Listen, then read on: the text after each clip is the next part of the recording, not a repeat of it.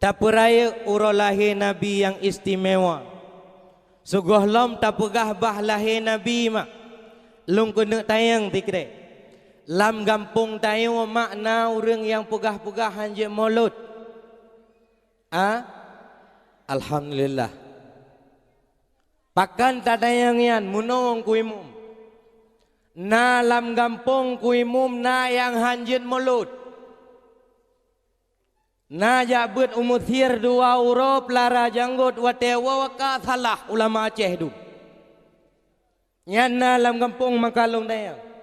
Mayahana inu alhamdulillah pertahankan baik pernah na. Tekedi, nyo tekedi mak.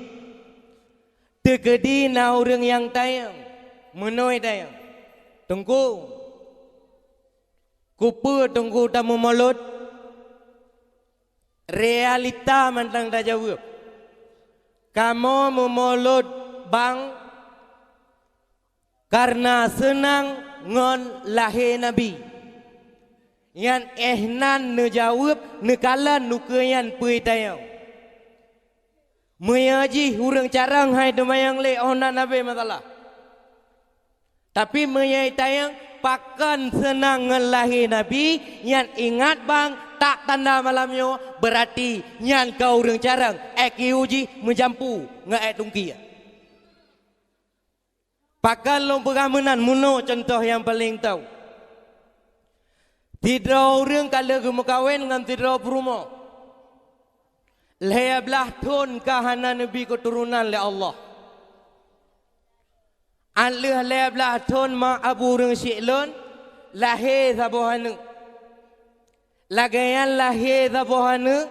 Gopnyan sabe-sabe ketumayang sunat. Sabe-sabe ketumayang sunat.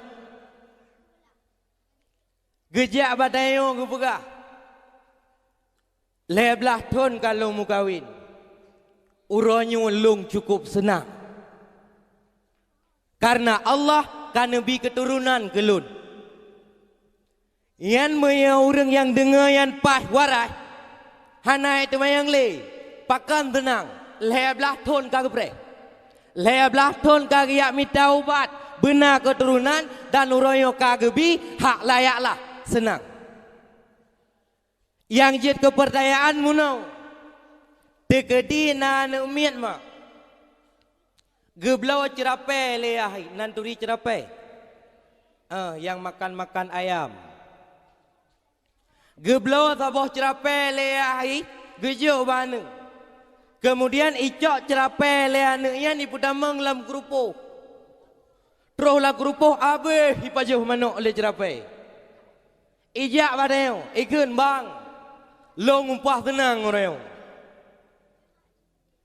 Karena naga belo cerapai le ayah long cilok lah kerupuh habis sari baju manuk le cerapai. Ian baru cocok tada yang baji. Pakan tenang gam manuk kabeh baju ye cerapai. Maka meyangan lahir Nabi tidak perlu dipersoalkan. Tayo senang wap lahir Rasulullah. Maka tak ingati hari di mana Rasulullah dilahirkan. Itu yang pertama.